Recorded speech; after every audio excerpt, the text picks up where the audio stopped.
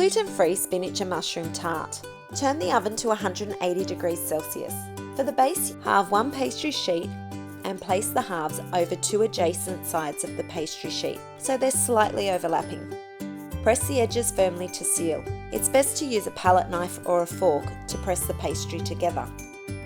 Now carefully line your tart tin with the pastry and trim the excess. If you get any cracks or tears in your pastry, just press it back together or patch it up with some of the excess pastry. To blind bake the pastry case, line it with baking paper and fill with pastry weights or rice. Place the tart tin on a baking tray and bake for 10 minutes. Carefully lift off the paper and the weights or rice and pop it back in the oven for another 10 minutes or until it's a light golden colour.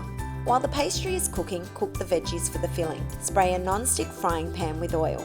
Heat over medium heat. Add leek, garlic and mushrooms.